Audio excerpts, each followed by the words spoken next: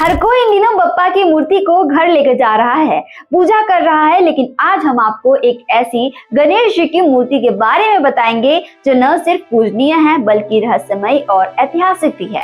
ये मूर्ति है ढोलकल गणेश जी की, जो छत्तीसगढ़ के दंतेवाड़ा जिले के घने जंगलों में 3000 फीट की ऊंचाई पर एक पहाड़ी पर विराजमान है। आज से 1100 साल पहले, जब न कोई सड़क थी और न ही टेक्नोलॉजी, तब किसी ने इतनी खूबसूरत मूर्ति इतनी ऊंचाई पर कैसे बनाकर स्थापित कर दी।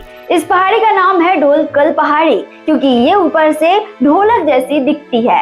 यहाँ तक पहुँचने के लिए आपको 14 किलोमीटर ट्रैकिंग करनी होती है। यानी अगर आपको ट्रैकिंग और भक्ति दोनों पसंद है तो ये जगह आपके लिए परफेक्ट है। मूर्ति चट्टान को काट कर बनाई गई है। भगवान गणेश जी ध्यान की मुद्रा में बैठे हुए हैं, बेहद ही सुंदर और शांत।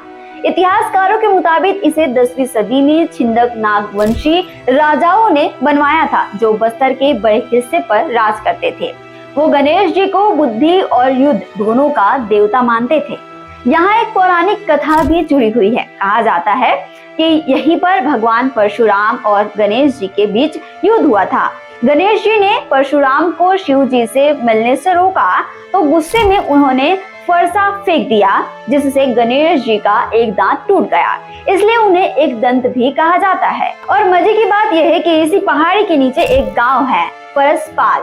फरसा यानी कि परशुराम का हथियार और पाल यानी कि जगह। कभी ये मूर्ति गिर भी गई थी, लेकिन लोगों की आस्था इतनी मजबूत थी कि उसे फिर से उसी जगह पर स्थापित कर दिया गया। यहाँ न भीड़ है और न ही शोर, सिर्फ जंगल की सरसराहट, हवा की आवाज और ईश्वर का स्पर्श।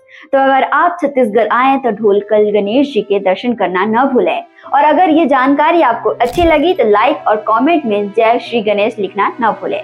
छत्तीसगढ़ से जुड़े और अपडेट्स के लिए आप देखते रहें वयम छत्तीसगढ़।